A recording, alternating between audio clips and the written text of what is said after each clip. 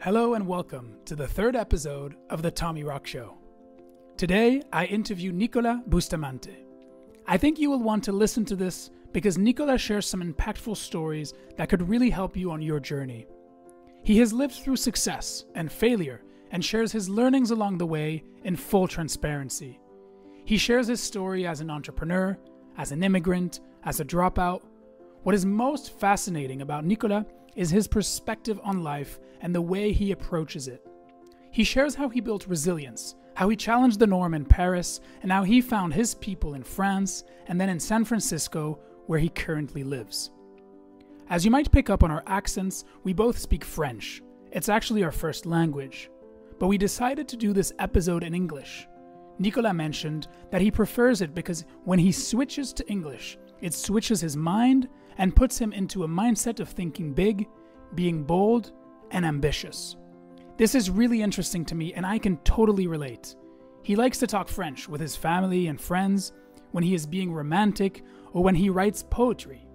But English allows him to speak confidently about his ideas and perspectives on life. It also illustrates the cultural difference between France and the United States. Okay, that's my little intro to the intro. Now here is Nicolas in San Francisco, California. Please enjoy.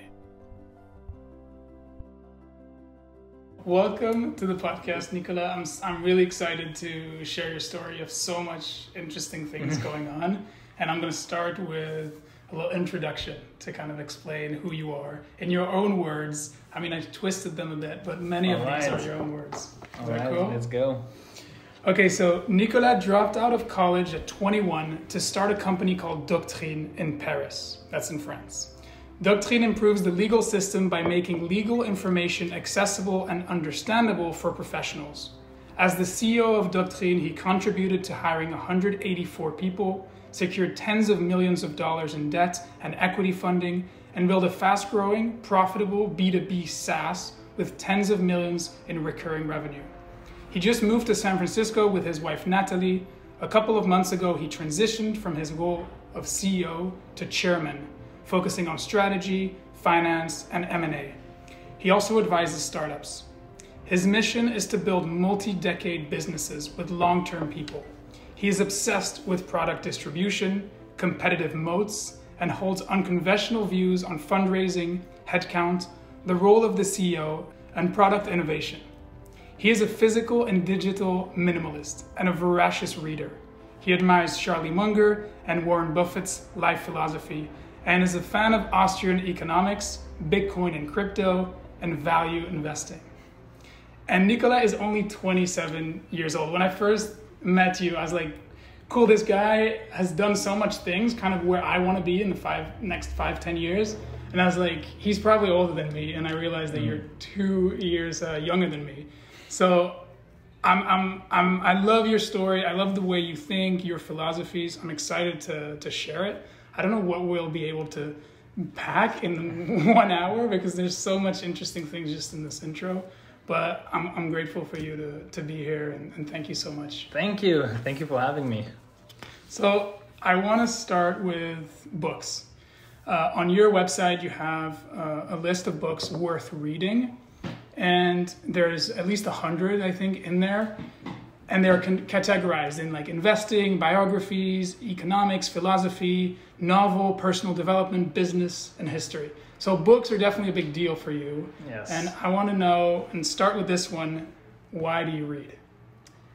I think it's just the best way to learn. It's a good way to have a conversation with someone who's usually dead. But you can have like insights and knowledge and understand the person, and it can be like your teacher. So I feel each time I read a book, I have like a conversation with someone. Do you have a book that, I mean, I saw the list of books. There's a couple that I read.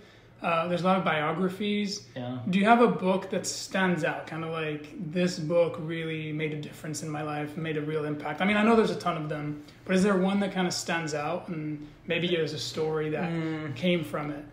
I think it's difficult to say, but I like reading biography because it's truly a conversation with someone that you will never meet, right? Especially if the person is dead or or if the person is Elon Musk, chances are you won't meet him. I won't meet him. Or you're closer to him now. Yeah, of course. But I can read the biography and I can, understand his life. And I think it's like, it's books and the moments where you're reading the books. Sometimes I read books, say, about personal development, say, before doing my startup, and I really didn't get it. And then I had the experience and I reread the book and I was like, oh, now it makes sense. So you like, if you read a lot about investing, you need to be also investing so you will better understand. So you'll come back to a book being like, before, like you're reading maybe a book, being like, oh, this is something I'm interested in. And then you'll come back to it when you're in it as well. Yes, exactly. So I read a book, I do like a note on the book. I try to write articles kind of based on the book. And then sometimes I'm experiencing something in life, and I will go back to the book and I will like read a few chapters. And that's interesting how you use the book kind of as a guide, or you'll come back. It's just not just a story like, oh, I did that. It's like you're really, and then you're writing about it, trying to even summarizing it, really using it as a tool. Yeah, so right now I'm really wondering about, goals in life, and am I climbing the wrong mountain, or what about my goals and stuff? And I'm rereading a book. There's a book called How Will You Measure Your Life? And so it's like a guy, obviously he's at the end of his life, and it's like, okay, what really matters?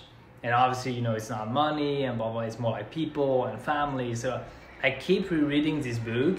And also there's another book called Enough by John Bogle. And it's about, temperance. And I'm also reading this book. I'm like, oh, do I want too much? Is it the right goal for me? And just good to you think, and then you read the book over and over. It's kind of like these lessons that you can take from people who've kind of done some things maybe that you have done. Yeah, I think it's very important to read books that are old. So if they are super old but still popular, it means it's like a great content and a great piece of content, and it was like popular for the past 50 years, it will be popular for the next 50 years.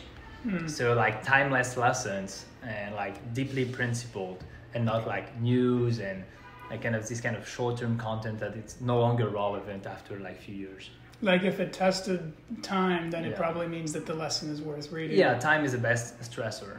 Do you have like one, like the oldest book you've read? I mean, do you have one that's, I'm thinking about the Bible. Yeah, exactly. I when I was in Texas, I started to read the Bible, and I was like, wow, it's such an old book, and people are reading the book today, and great insights and great values. So, and also like books, by the Greeks, like Aristotle, and super old and still useful today. Do you consider yourself a Stoic? Because you mentioned Aristotle. And yeah, I don't know. Do you follow that philosophy? Is that, I know it's something that's popular here in Silicon Valley, and I'm wondering, it's kind of, I feel something that entrepreneurs are into as well, that discipline, thinking about life. You have these big questions that you ask yourself, right? And you've already achieved a lot and pretty young, and so you're like, so what am I doing now? Yeah, I think we're all asking, what's the goal of life? And some people, they want to maximize, say, money or this kind of outcome, but then they realize that it's not the end, right? And it's not an end in itself. So you need something greater. And so we're all searching for that, kind of the meaning of life. And you have like different philosophy. You can be like, I'm seeking like pleasure, I want to do drugs and go to nightclubs and whatever, like instant gratification and social network, or you can like I want to be long-term and delay gratification. It's like different philosophy of life, and you try to be happy, searching for the good one for you. Yeah, I guess it evolves also with how you evolve, and sometimes it feels like you're searching for money, then you get the money, and then you're like, oh, okay, I get it. This is not the thing I really, it's not the end goal, like you say.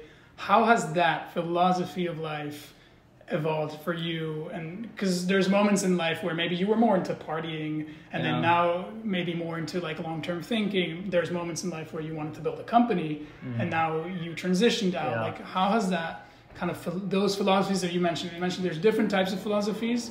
Which one are you in? I think I have always been like long-term oriented, like people oriented, but I kind of didn't know it, or I didn't write about it, or I didn't understand it, and so it was harder to express and tell people what I like. So I like hang out with the people I want to hang out with, and not try to just conform to to other people, and kind of I mean, I think the lesson I learned like being rich and being wealthy, it's so different. You can like be rich in terms of, like, you have money, but I know a lot of rich people and they are poor because they are not wealthy. They don't have the time. They don't have the freedom to choose the people they are hanging out with. They have all these constraints, and so at the end they are miserable. Let's say they are super rich and they started to buy tons of stuff, right? Luxury stuff, and instead of controlling their items and the stuff, the items are like controlling themselves. Like they are not the master of the thing, and so they are really unhappy and they are afraid and they don't want to break their stuff. And so it's really the difference between being rich and wealthy. You're wealthy, it's okay. So is that something that, so you've seen that, you know people who are like that, and is that maybe a fear that you've seen and you're like, okay, I'm developing this company, I'm being successful, maybe I want to do something else, maybe I don't want to just grow for growth. Yeah. Is that something that kind of was a lesson that you didn't have to experience yourself, but you saw other people and you're like, okay, maybe I want to do it differently?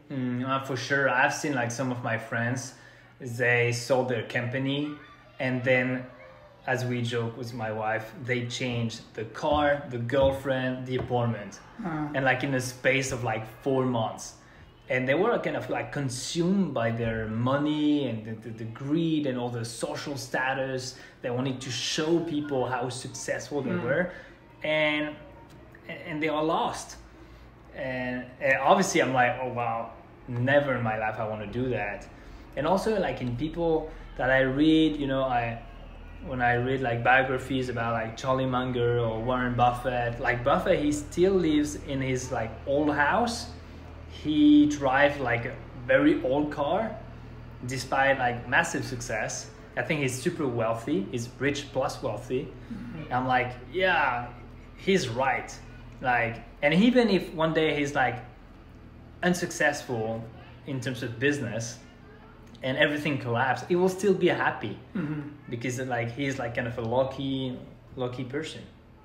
Do you feel like you need to get there to understand that? Do you think that, because I don't know his history, if he did go into like, oh, I'm going to buy cars, and then he came back to actually this sucks and this isn't a life that makes me happy, or was he always disciplined like that? And I feel like the wisest people are able to learn from other people's mistakes, and then they read the books and they're like, okay, I'm not going to do it. But often people just need to do it and make the mistake. Exactly, to learn. And I mean, Charlie Munger, he had all these great like thought about, sometimes something, you read about it, it's bad, and then you have like two kinds of people. The one that will go there, see it's bad, and obviously, well, it's bad, so it sucks. And the wise people, as you said, they're like, I know it's bad and I will do everything to avoid that.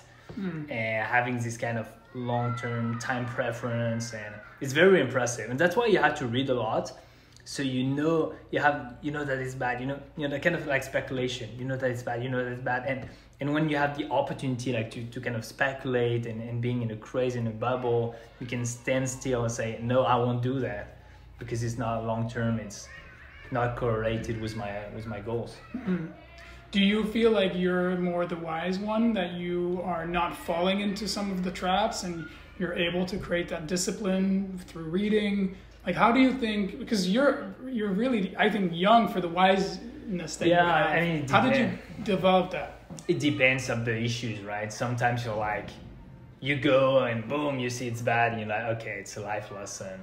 And sometimes if you read a lot, if you hang out also with the right people, you will avoid it, right?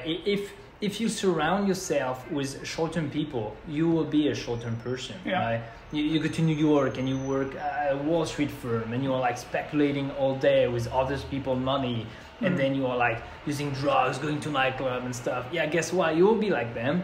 If you go to Omaha, Nebraska, and you hang out with Warren Buffett employees, yeah, you won't buy a luxury car. You will be very like long-term, family-oriented. It seems like environment is what you're mentioning, like is a crucial part of kind of developing your mindset, developing your philosophies, and you join these environments through books. Like a book is kind of an environment. Yeah. And now you have evolved and changed your environment pretty drastically by coming here to San Francisco. Can you touch on like, is that one of the reasons, kind of being in an environment with people who are different and think differently compared to maybe France and Europe in general? Because you cannot just like read books and listen to good stuff and say, I will be like them. You have to be, people is very important. So you have to be surrounded with this kind of people. You cannot be in your bubble. That's something I learned when I was in college. I was very unhappy about the place where I was, and I was unhappy about the people surrounding me, and I was like, yeah, but I will be in my bubble and I will do my entrepreneurship stuff while everyone is talking about becoming like a French politician and a bureaucrat. And I learned that it doesn't work, right? You have to be surrounded. The environment and the network effects are so important. You cannot fight them off. You have to change and switch environment. So that is why you mentioned this moment in college. I think it's a big part of your story as well, dropping out of college at 21. Can you touch on that? And I'm curious to understand also, like, because also really, really young, like you have these thoughts. What are the philosophies, ideas you have in your mind that make you drop out, that make you realize this isn't the environment that I want? This isn't the future that I want. What people are talking about isn't interesting to me. Like, how are you also confident enough to know I want something else and I'm going to go get it? I don't know if you're confident in the moment, but so I hated school, but I wasn't bad at school. So I enrolled in this kind of like 2-year intensive program that we have in France to enroll to the best university, like think like MIT and this kind of stuff. So you work during 2 years, like from 8 a.m. to like midnight every day. And at the end, it's brutal. You have like one national competitive exam and it will determine, the school and the college you can get to. And obviously it will change your life. Wow. This is what we call prépa? It's what we call classe préparatoire. Yeah. I did that during 2 years. Surprisingly, I ranked first at the national competitive exam. So I went to a super good, the best college. And I was even paid by the government because in the 2 best colleges, I was paid $1,500 per month. To attend college? As a student, to attend college. So in the best college? Yeah, it's not that it wasn't free. I was paid. They were paying me, What's their incentive? Then you have to work 10 years for the French government. So that's why like the brightest minds in the nation, they don't become like engineers and stuff. They used to become like bureaucrats because of the system. So I enrolled, I was paid, I was super happy. I was at the top after like 2 years of being miserable. And I went to this college and everyone was kind of like talking about, becoming a bureaucrat. Like doing politics, and they were all like, when I will be in power, I will do this and I will do this, kind of like controlling the life of people. But no one was talking about, creating wealth and innovation and stuff. So I was like, all right, I will do the 5 years because, I need to go to college. But on the side, I will be an entrepreneur. And so I started doing my stuff on the side and hanging out with all these builders. And then I was like, it's not possible. Because all the people I see all day, they are like modeling me. And so I was like, what should I do? And I was reading a lot. And obviously in the US, you can drop out. In Europe, it's not an option. And my father gave me this book called The Big Leap, about, you know, changing your life and stuff. And I was like, I can do the big leap. And so I drop out. And then it was very surprising because like the professors and the dean of the university, they were super against it. Then I kind of lost like 90% of my friends. They were kind of making fun of me, jokes at my expense, and I was stupid and stuff because Wow. I didn't drop out like Zuckerberg style, like, hey, I raised like $50 million and I have this startup in Silicon Valley. I was like, hey, I drop out and I don't know what to do in my life and I'm in Paris. So it was bad, and I learned like, first you have to change your environment because the environment like models you. Second of all, when there is adversity, guess what? You will soon discover who is your friend and who is not your friend. And it was such a valuable lessons, like losing all my kind of so-called friends. And yeah, and then I was like, okay, now I have nothing to do. You know, I'm 21. Let's like make something happen. And then what did you do then? And then it was terrible because also a good lesson, the fear and the uncertainty. I mean, I was like kind of at the top of the French system, and then I was at the bottom like the next day. How did your parents feel about all this? Yeah, my parents were very stressed about this stupid move. But somehow I was so lucky because they were super supportive. Okay. They were like supportive of me despite this choice that is inconceivable in the French culture. And what I did is I need to go to the US. It's aligned with my values. I'm reading about all these US guys. So I enrolled at UC Berkeley to have my G1 visa, and I went to the US, barely speaking English. And during 6 months, I kind of tried to start a company. And at the end of the 6 months, I had obviously no money left. Very expensive, San Francisco. And I had also no visa. And I had no long-term friends or connections because I spent like 6 months working on my computer and I didn't meet a lot of people. So I went back to Paris. And then kind of right away, I hang out with two of the smartest people I know, and we started Doctrine. So it was a lot of up and downs, a lot of uncertainty, a lot of fears. It was wild, but with the benefit of hindsight, it was just valuable lessons in adversity. And a kind of that big leap that you mentioned, and I'm actually reading that book right now that you mentioned. It's really good. I really strongly recommend it. You made that big leap of dropping out, which is not cool. I think a lot of people, when they hear about dropouts in the American culture, is this cool thing. Here it's cool. It's cool, but I can see, and you explained it in France, how it's not, and it's scary, and people are making fun of you, and so you're in this difficult place, and your parents are stressed, and and you're stressed, even though you think you're doing something right. Then you take this other big leap of coming here. What was it, 7 years ago, something like this? And then it's kind of a failure, right? Oh, Plus, I wasn't even successful. Can you imagine that? My parents are stressed. My girlfriend think I'm a loser. Her parents too. And then we're not together. Probably maybe as a consequence of that, I go to the US like, look, I might be the next Steve Jobs. And 6 months after, I come back with no money. I lost tons of weight. Because I was not eating well, because I wanted to save money. It was kind of dumb. So I looked like kind of miserable. And I went back. And so all the people, especially at my, super fancy elite school, they were making so much fun out of me. They were. Yeah, which is like highly immature.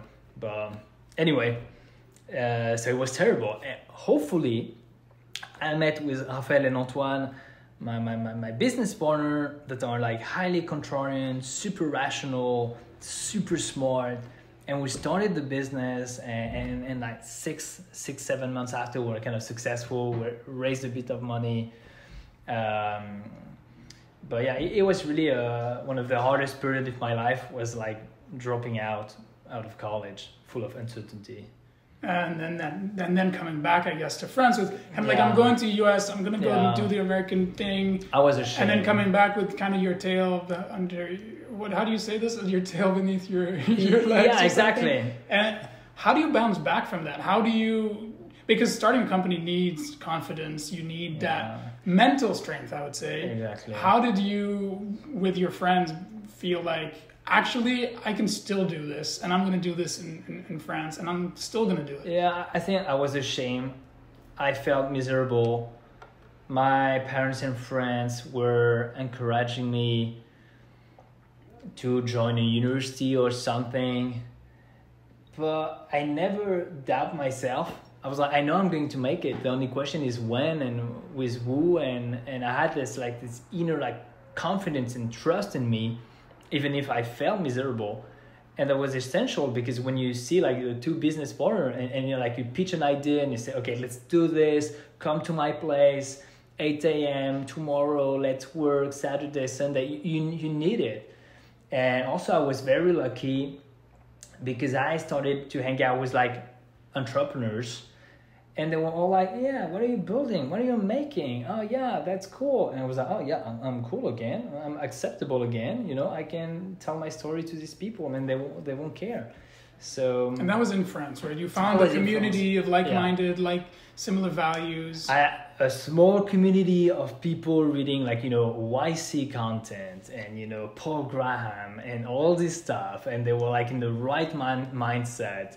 And I say, yeah, I spent 6 months in Silicon Valley, and I went back completely broke, and look at me. And they were like, wow, Silicon Valley, yay. And it was like, oh yeah, it's cool. and then it was easy to create the company, because thanks to this environment. Do you feel like that difficulty, maybe that pain, was helpful a bit? I need to prove myself. I'm going to put the extra hours. I'm going to work my ass off to make this work. Yeah, you want to make it, because you want to say to the people, look, doubt me now. And also, later on with Doctrine, when we had controversies and it was hard, and I remember one employee was like, but how do you handle that? And how don't you take it personally? And they are super aggressive, and I'm like, I'm used to it. For me, it's business as usual. You built that resilience. Yeah, they doubt, they're lost. You will see. Let's wait 5 to 10 years, and we'll see. And so in adversity, you have just your best life lessons. The average doesn't mean anything. You have to focus on the extreme, the unpredictable, and you will learn a lot in this kind of periods. I'm curious how you still develop that mindset. I mean, I can see you went through the adversity, and in the end it worked out. You worked hard for it. Yeah. But still, is there part of your story, maybe younger, maybe your childhood? I'm curious to know, is there some adversity there that built you into this, I can drop out, this stressful environment, I can fail coming here, and I'm continuing, I'm resilient, it's gonna work out. How did you build that mental? Is there teachers? Are there lessons? Are there things from your childhood that made that, or you feel it's kind of this is who you are? So I think I was always highly contrarian.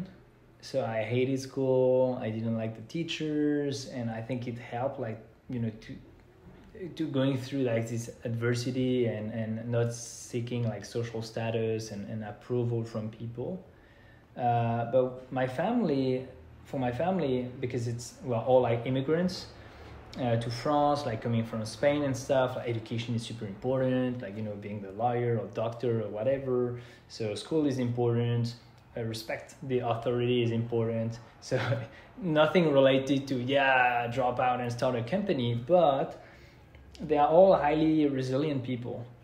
And because they went through a lot, because part of my family moved from Spain, it was a civil war, and then France, and it was Nazi Germany, France, and they built resilient. And I think the common traits in my family, it's hard work and dedication, and it will pay one day. So I think I was just like confident, putting the work, the dedication, and something will happen, hopefully. And you were an immigrant, so can you touch on that part a little bit about your story, like kind of what age, from Spain? Where's your family from now? Are they all immigrated to France? Or do you have family in Spain? From father's side, my family is from a small village in Spain. And then in the 30s, it was like the civil war in Spain, so it was super tough, obviously, like no food, whatever. So they kind of left for France. My grandfather left, and obviously France was like occupied by Germany, so it wasn't like way better than being in Spain. But at the end, they stayed at the end of the war in France, and they settled in France.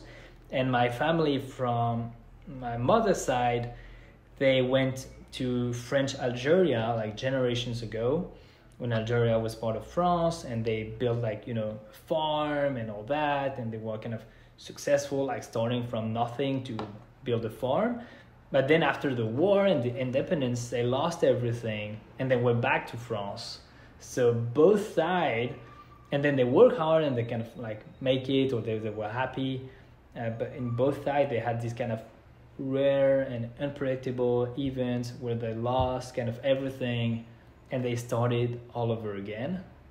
So I think it's just part of the family story. So I'm okay with dealing with a lot of uncertainty and fears, and overall life is good. I mean, it's nothing compared to what they have lived. So that's interesting, kind of that correlation there with the family history and your story being like, I have nothing to lose, and even if I'm on top of the world in France, if this isn't the mountain I want to climb, let me go find another one.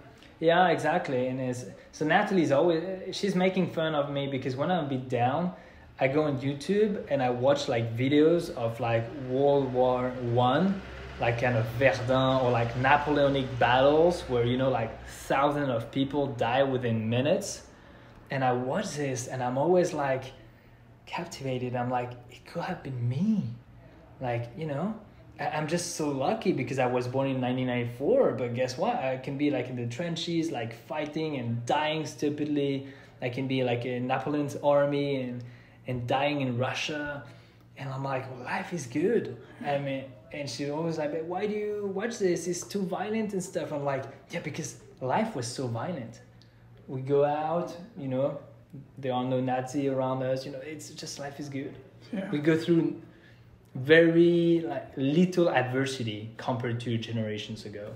And so when I wanted to move to the US, it was also like kind of a big leap. I was very surprised that so many people were highly skeptical and not super supportive. But I was like, it's nowhere close to the uncertainty before. I know I will have a visa. I know I have some money. I have some friends. I'm more mature. I'm older. And so when people were like, you're moving to a city where you don't know any people, it's not your culture, whereas you have a lot. Why? And I was like, because I think it's better for me, and I'm confident. I'm making the move. Yeah, I love that comparison with it being able for you to kind of take a step back and realize actually things are great. Actually, I'm healthy. Things are accessible. I can do whatever I want. Even if I fail, I'm still alive. I feel like you're able to take kind of that step back, taking a step back and realizing, in comparison to life and death situations, I'm actually in a pretty good spot. That's kind of a mental, again, kind of a strength in your mentality to be able to create those perspectives. Yeah, when we went to Spain, I remember the first time with Natalie to my small village, and she learned that they didn't have running water until 1975 or something. They didn't have electricity in the house until the 80s. Right, you see that and you realize how life is good for you, right? And you have this kind of perspective. And that's, I think, one of the things I'm a bit afraid if I have children is how do I give them this perspective if they grew up in San Francisco surrounded by all these smart people and stuff, and how I want them to go through a lot of adversity, and I want them to have like perspective. And even for me, I'm not seeking adversity because it's tough and I want to stay in my comfort zone, but I know it will be good for me, and even it will be also good for me to have like more perspective on life and traveling more. But it seems like, I mean, you mentioned you like to stay in your comfort zone, but it seems like you do seek to get outside of it. You do seek to shift things around to, you know, things are good and they feel comfortable and you're like, okay, let me go do something else. And I feel like you have developed that. I'm wondering if you have tools. Like, I mean, you mentioned you want to have children and you want them to have adversity, and I probably don't want them to live in World War III. You want to have maybe, I don't know, I take cold showers, for example. Exactly, yes. Do you have these kinds of tools, these things that, you know, it is adversity? You know, camping could be an example. Exactly. But do you have these types of things that help you to put things in perspective? And I mean, so I obviously I don't seek adversity because as a normal human being, I like, you know, my comfort zone. But I don't fear going there and you know, like when we moved to San Francisco, it was like, okay, we have no apartment. Natalie is starting a job in 2 days. We need to figure out something, right? We need to meet people and we need to make it happen. Yeah, a lot of people are obsessed with kind of like tools and tips and, you know, actionable insight to transform the life. And then you have all the books like 10 lessons to be X and Y. But in life, I think you have to focus on the basics and be consistent. What are those basics? I mean, it's everything from, you know, if you want to be healthy, there is no like life hack. Like all the people that are taking pills so they can sleep less and then they take these drugs, blah, blah, blah, which is very San Francisco. But, you know, the simple thing is like 8 hours of sleep. Be consistent every day. That's the hard part. And then you will get there. If you want to work out, you work out like 4 times a week, an hour, don't miss a day. If you want to be a good investor, look at Warren Buffett. It's like very basic arithmetic and basic accounting. Very basic. Practice all over again because it compounds over time. Whereas on the other end, you have like a lot of people chasing short-term techniques because they don't want to put the long-term effort. But they chase that and they super complex stuff and they go nowhere. And so at the end of a period of time, they are still at zero. Whereas the other person, you know, slow and steady compounding, and he will go way farther away. Kind of avoiding that try to quick win or I feel like that is a big part of your philosophy, your way of thinking, like long-term thinking, working with people for a lifetime. I think that's one of Warren Buffett's kind of philosophies, without trying to do a quick win or trying to make it quickly for you. I feel like that's interesting in your story, that perspective. And I think it's interesting as well when you see the different technologies that we see, how the world is being complexified. And you mentioned that kind of seek for simplicity. Everybody's trying to sell you all these complex things to do all sorts of things. It could be investing, it could be entrepreneurship, it could be your life. And in the end, trying to simplify. Is that a philosophy that you also used in your companies, in your life, in your investing, in your relationships? Just keeping it simple. I seek simplicity in everything. And when it's complex, I back off. And when it's fake complex, but because what is smart is always simple. At the beginning it's complex, but then when you find the solution, it's like simple and elegant. And for some stuff, it's complex and the solution is even more complex. So you have to back it off and it doesn't work. And I feel like, you know, like Charlie Munger was like joking that all the people who are selling investment advice, like do like 30% every year and use this complex math formula, blah, blah, blah. But do you think if the guy was really successful and rich, he will like sell you like advice? No, he will like use it for himself and he won't reveal the formula. And if it is like super complex to a point that he cannot really explain it, yeah, guess what? It won't work. Like it's too good to be true. So just focus on what is like simple. And like good stuff in life, good food is simple, good relationship is simple. If you're in a relationship where it's super complex, you have to manage the other person's feeling, and you have a lot of drama, and it won't work. Like good relationships are always like simple. So I'm seeking like simplicity, and I often say, yeah, it's too complex for me. I'm sorry, I'm too dumb to understand. Too complex. Yeah, you're not afraid to say that. And often it seems like when it is complex, there's often someone trying to sell you something to explain you why it should be complex. And I see this with like investing. People will say, oh, this is really complicated, let me manage it for you and you pay me a fee. Or it seems like in a lot of reasons why it's complex, it's helpful to ask, why is it complex? Yeah. Like who benefits from this complexity? Yeah, and I remember that a hedge fund was called Long-Term Capital Management, and it was like full of Nobel Prizes, mathematicians, and they were using like this super complex model to kind of predict the stock market, and they were using a lot of leverage. First year it was astonishing result, like 30%, and second year was 40%, and then like a good 25%, astonishing. The guy was a genius. Forbes magazine knew Warren Buffett because he's like, he mastered this math complexity. He's like a genius. And then they were speculating on the Russian bond market. The bond market collapsed. It was like rare and unpredictable. And they lost like 40 billion like in a week, and it was game over. Because it was like too complex. Obviously you have a lot of risk that you don't see, and then one day you see it and it's over. In your simplicity of life, you mentioned in your bio that you're digital and what is it? A digital and physical minimalist. Minimalist. Yeah. Can you talk about that? Because I'm afraid of being owned by my stuff, and I want to be the master of the stuff I own. So, and I want to simplify my life. So I don't want to have like too many possessions, too many clothes. So I'm really focused on how can we reduce. And I think like less is more, and people are always like, we add more. We have this problem. Let's solve the problem by adding more. And I'm always focusing on let's solve the problem by removing something. And it works super well. So I do that for physical possessions, of course, but also like digital, because I want to be in control on of my emotions and my thoughts.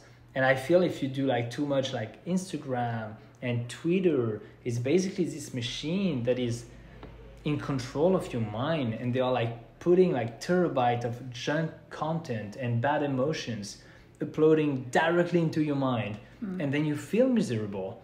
But still, because they use like this dopamine system, you're scrolling and scrolling and scrolling, it's very bad for you. So I'm like, I try to reduce my exposition to this kind of services. Something that can sound complex to a lot of people is blockchain, crypto. There's all sorts of controversies between like, and we talked about like quick wins. There's a lot of that in crypto. But there's also long-term thinking and behind the technology.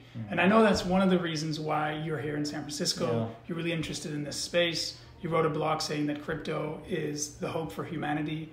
Was that the right title? Yeah. But something like this. And can you talk about what you see here, and maybe also explaining what you see, what can have an impact, and the long-term impact, how you envision it?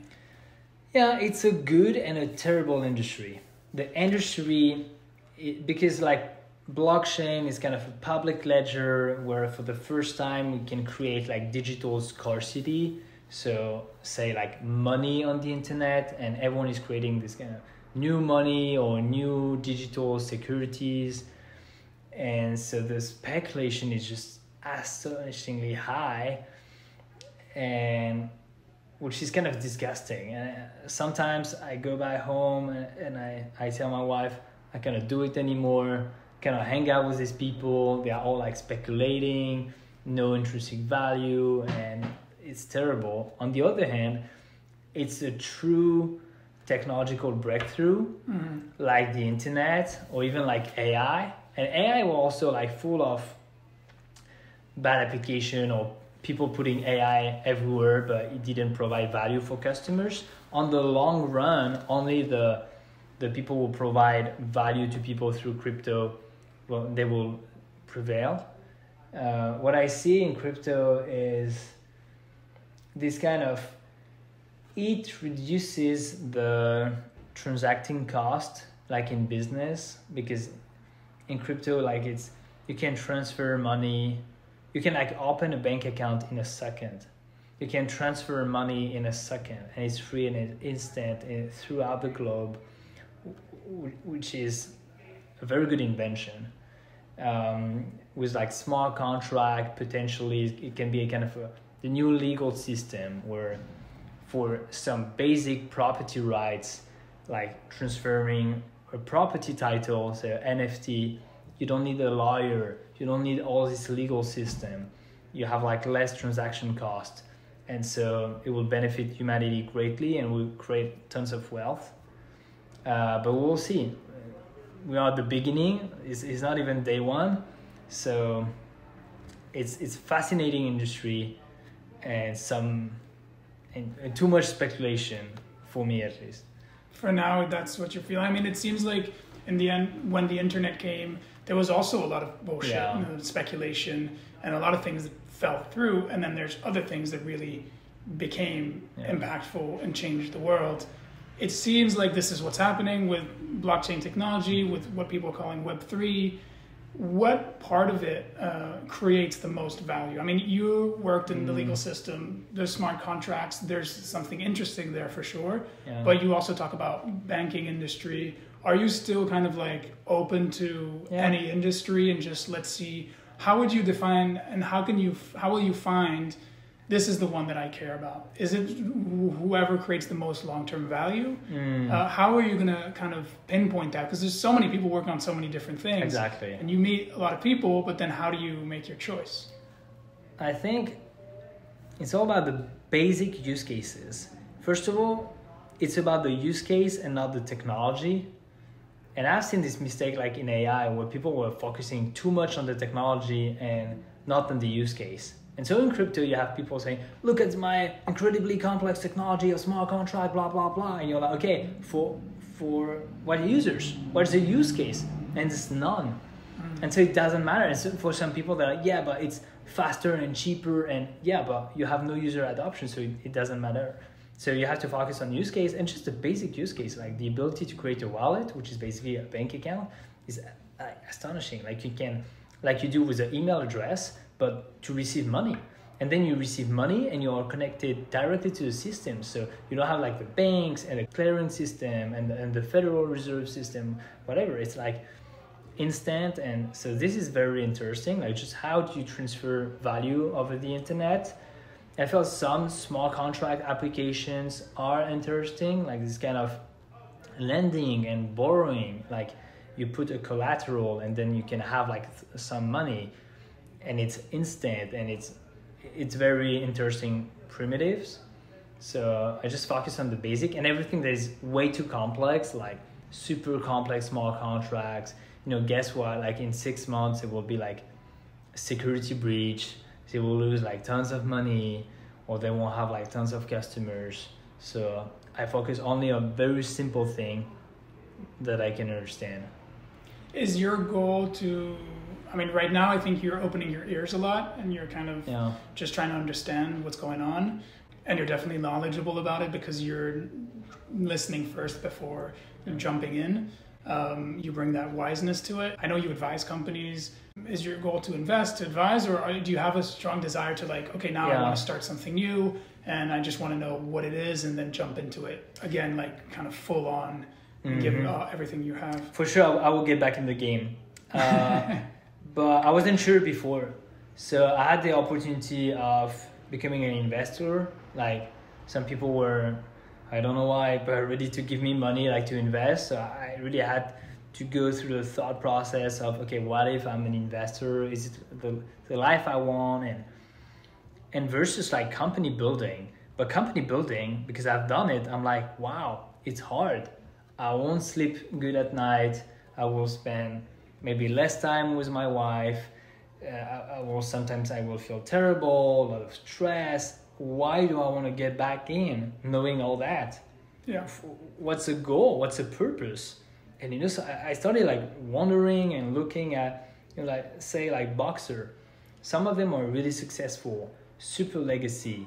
They are rich. They don't need to go back and fight, right? They will damage themselves in terms of health, but then they go back. Or even more surprising, like a Navy SEAL called Marcus Luttrell. He went to Afghanistan with his SEALs team. It was a heavy fight. They all died. He survived. He was rescued by like Green Beret, whatever. And then 2 months after, he went back in Afghanistan, live fire, fighting. And I was like, why did he do that? Is he like a junkie? And I'm like, am I like a junkie? Why do I want to do? But I'm like, okay, it's such a good way to meet people, to build like long-term relationship, very intense, because you go through adversity. You craft a product that you create, that you sell. You have your soul in the game, and so it's good. And so it's not for the money. It's just to craft something and create. And I will do that even if I know the odds of being successful are so low.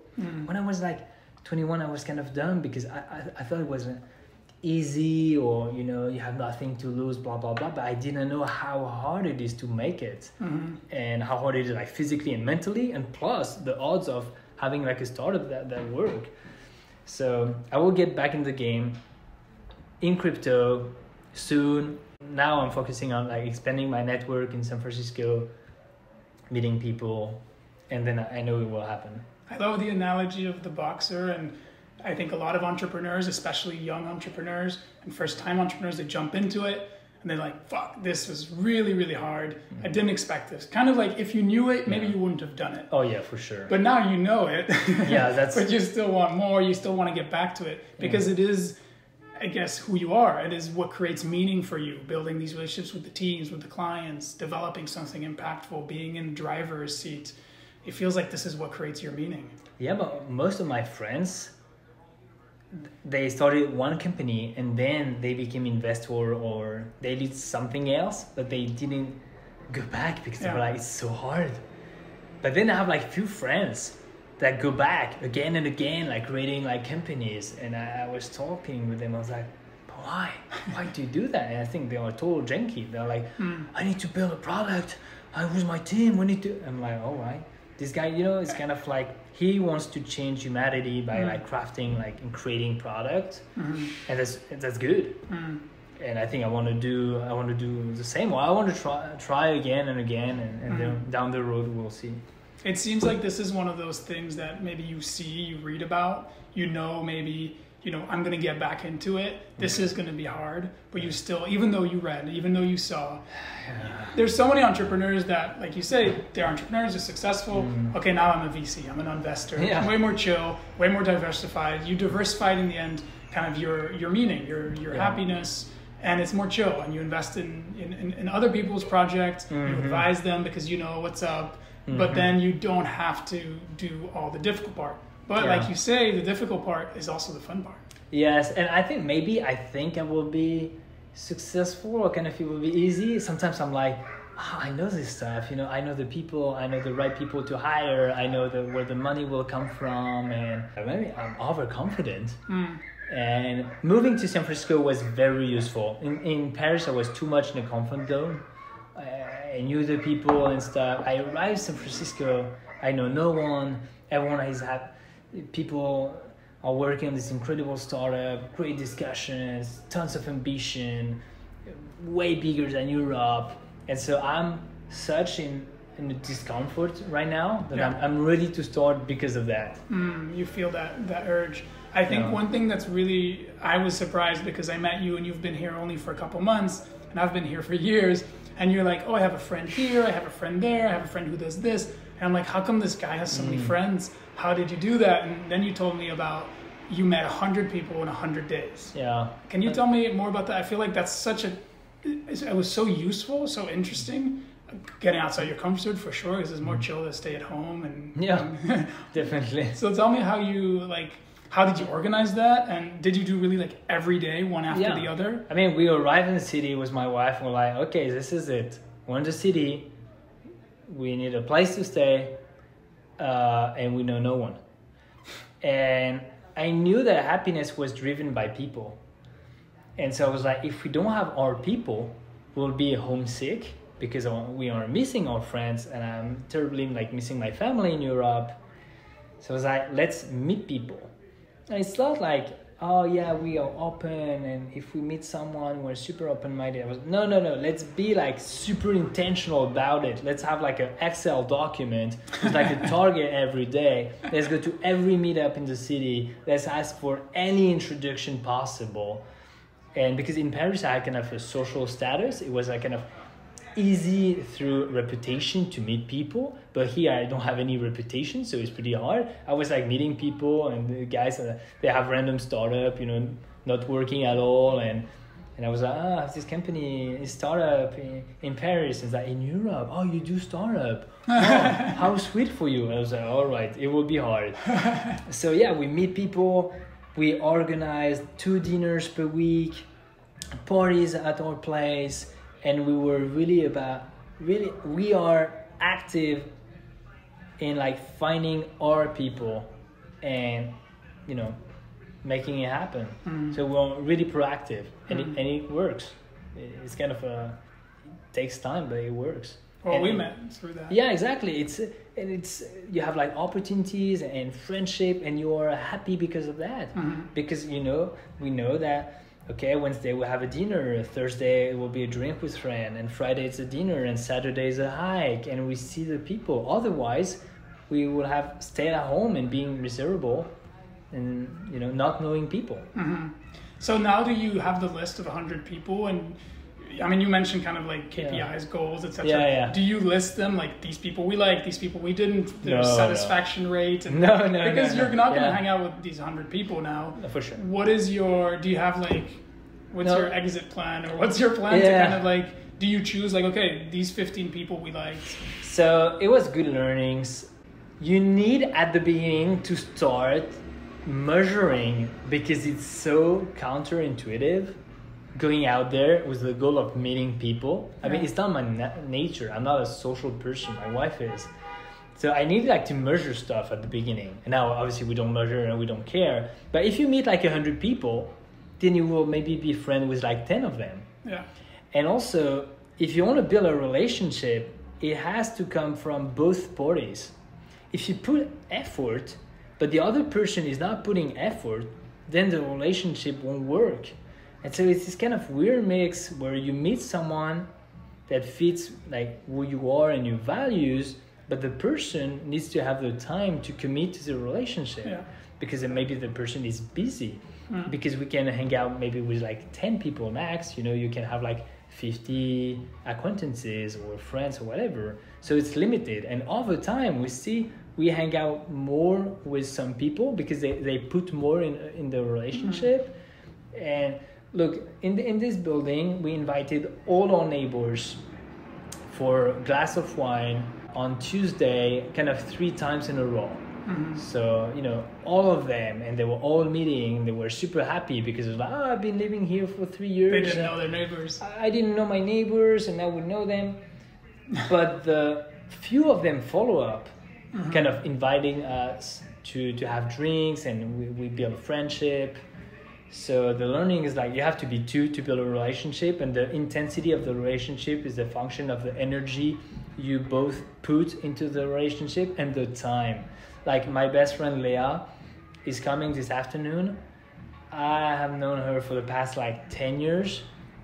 We put together so much energy and so much time. It's such a strong relationship. Mm-hmm. And that's why we have to commit to live in the US or in this city for like multi-decades, because it takes time to build friendship. Mm. And that's why it's so hard. It was so hard to leave Paris. Because think like family, it's like 27 years of like time and energy and intense relationship. Friends, same. And then you arrive here, so it's tough. So we are trying to build like long-term relationship with long-term people. Mm. that's our strategy. Well, I'd be honored to be one of them. No, I like how this is your new adversity, and like you mentioned in your life, when you have these adverse moments, it's difficult, but those are ones that teach you, those are ones that grow you, and then afterwards the flower blossoms. I'm excited to see where you blossom after this adversity and how you continue to grow. I think your story is fascinating. I think you're really interesting as a person. There's so much stuff we didn't talk about, like philosophies that you have, the turkey theory, the intelligent CEO. There's so much interesting things. I mean, whoever's listening to this, if you want to check Nicolas' website to go deeper into that, because you do, and it's fascinating. I'm really personally excited to see how you develop, like what's next for you, how the next, even if it's a company or philosophy or a book or whatever project you develop, I think is going to be exciting. I'm excited to kind of see that. Thank you. I want to close on this, but I want you, if you have anything that you want to add, if you want to share some kind of last words or one of the theories we didn't touch on that's really important for people to know, I want you to Well, first of all, thanks for having me. And second of all, I think I did like a couple of podcasts. I was telling you in French, and it's very pleasant and rare to have this kind of like deep conversation in a long format, going like off the beaten path to talk about like experiences and not just like the classic stuff that you will tell like 100 times over, right? I have never tells a story about dropping out. First of all, because I was in France, but because I was so afraid and people really didn't ask and stuff. And so, it was a pleasure to talk about these kind of experiences. Well, thank you for sharing it. It's really fun. It was a really fun conversation for me. I just asked what I wanted to know about you, but I have so much more I want to continue asking. If you also have so much more you want to learn from Nicolas, you are in luck. You can find so much more on his website, nicolasbustamante.com. You can subscribe there to his newsletter, where he writes to hundreds of entrepreneurs about long-term company building. He also writes fascinating blogs there about his favorite books, entrepreneurship, leadership, and many of the things we didn't have a chance to talk about in this podcast. Again, that's nicolasbustamante.com. Maybe you're curious about me. Who the hell is this guy interviewing all these people? What does he want? I am an entrepreneur, investor, and curious human being living between San Francisco, Brussels, and Portugal. You can find more information about my life and latest project on my website, tommyroch.com. That's Tommy Roch, ROCH.com. If you want to listen to other episodes of the Tommy Roch Show, well, you can find them just where you found this one. You can also find them on my website. Nicolas mentioned Charlie Munger several times, so I will share one of his quotes. The best thing a human being can do is to help another human being know more. And that's exactly what Nicolas did today. Thank you, Nicolas, for sharing your wisdom and being such a great human. One last one for the road from good old Charlie. Spend each day trying to be a little wiser than you were when you woke up. Day by day, and at the end of the day, if you live long enough, like most people, you will get out of life what you deserve. That's it for today. Continue learning, stay curious, be wise. Love, Tommy.